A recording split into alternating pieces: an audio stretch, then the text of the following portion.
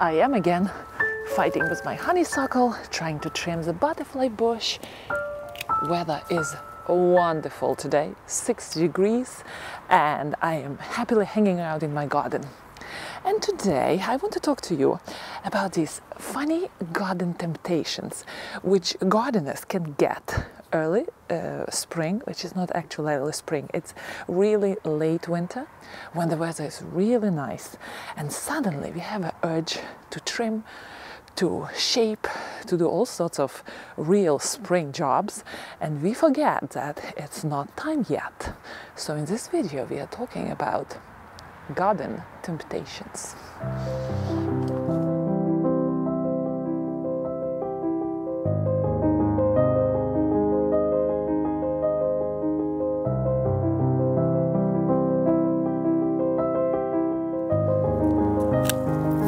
You know what? I totally get it.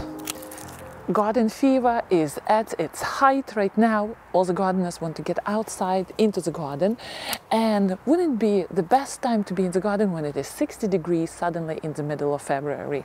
And gardeners can get tempted to start trimming, shaping, going into all sorts of jobs without thinking that there might be a severe frost hitting their area in the middle of well, February. We still have February and March in my area where I live. I live in borderline zone 6-7, and our New England weather is very unpredictable.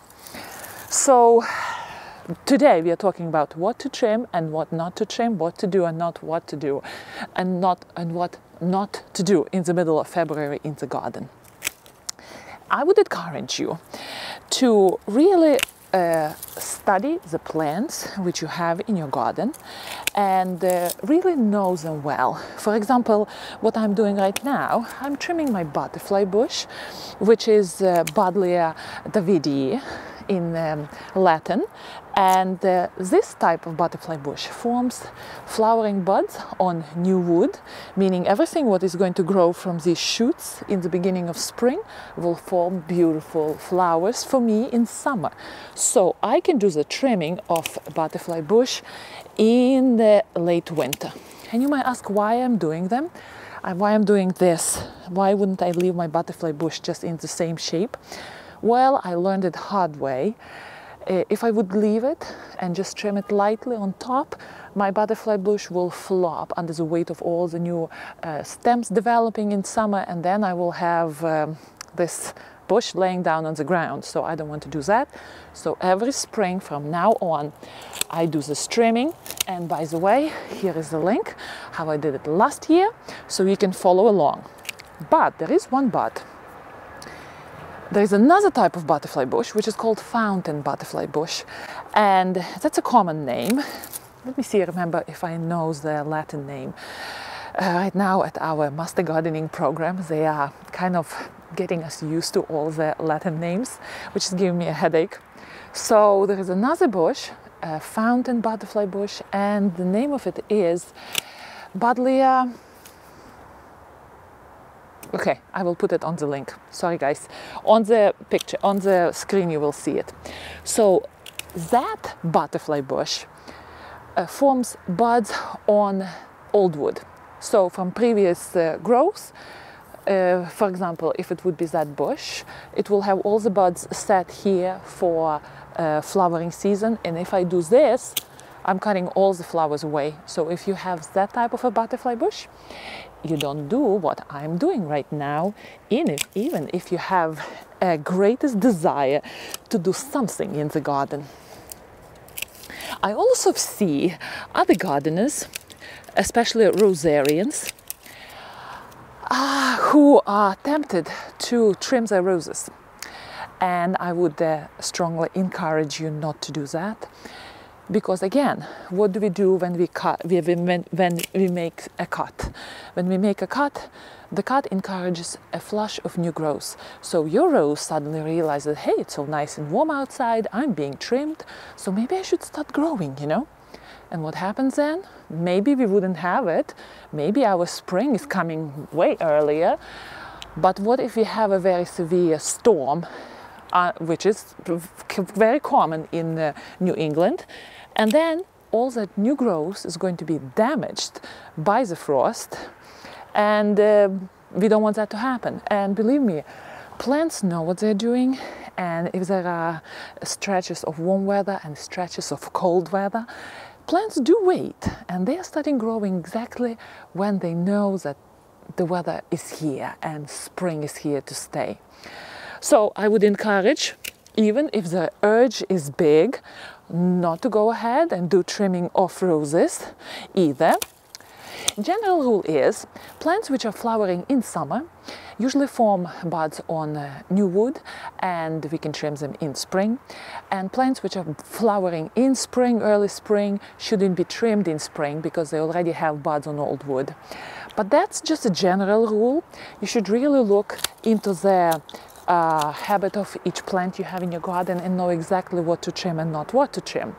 And of course, if you did this accidental trimming, you're not going to kill the bush, you will just deprive yourself of beautiful blooms, which would be a pity, but you're not going to kill the bush, it would be just a mistake.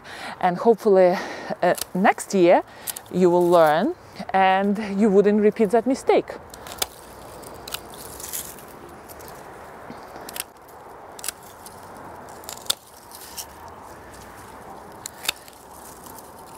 You know what I'm going to do today also? I'm going to go and trim my yew shrub growing there. You see that big mass of dark foliage there? Yews are particularly wonderful. I would consider yews to be the perfect shrub in my garden. The only slight negative is it's a little bit too dark. It has a little bit of too dark of a foliage, especially in winter, but otherwise it's a marvelous shrub. It can grow into a small tree if it's shaped that way. And it can take shearing any time of the year. I don't like to shear it too late in the fall because then the new shoots get brown and they stay like that through the winter. So don't make that mistake with the yew, trimming it in fall, because then it will be cosmetically sitting there the whole winter like that, which is, by the way, is happening in the front of my house. I get tempted and I have this all beautiful lush foliage on my yews staying there, those big nice feathery fronds of growth, and I keep it and keep it and keep it and enjoy it, and then comes fall and I realize, oh gosh, I better control the size, and I trim my yews and I end up with those brown tips, which is not really hurting the tree, but it doesn't really look nice and pristine on my yews. But now, the cold days is a great time to do the trimming of my yews, because, let me show you. This area used to be a walking area here.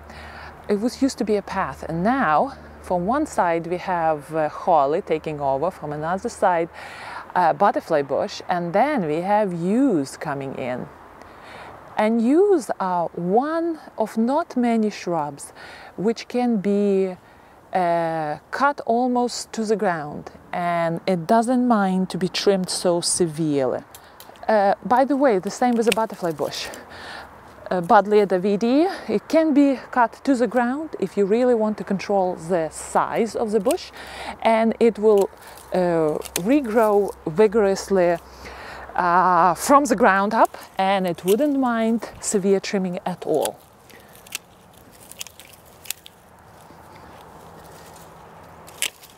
Just for your reference, I'm going to give you a list of shrubs, small trees, which you can prune in spring successfully and help your plants to maintain great shape and be healthy. Here it is, this list of plants on the screen.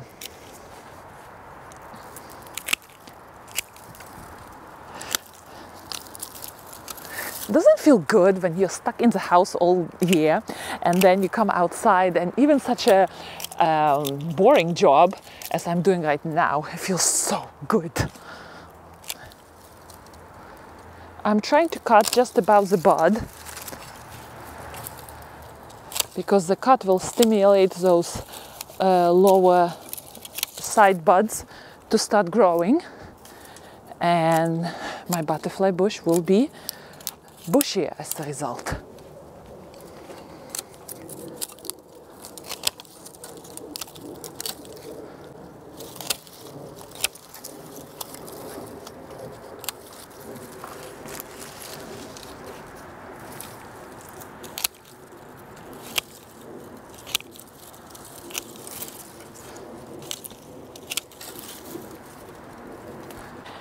Flowering shrubs do benefit from a layer of compost annually around the root system, and I did put a good nice layer here last fall around my butterfly bush just to help him grow and flower well.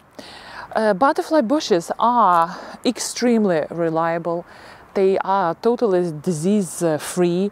I never have to do anything on it, and to be honest with you, I barely water it. Also, butterfly bush does like water and probably will perform better with a nice watering schedule.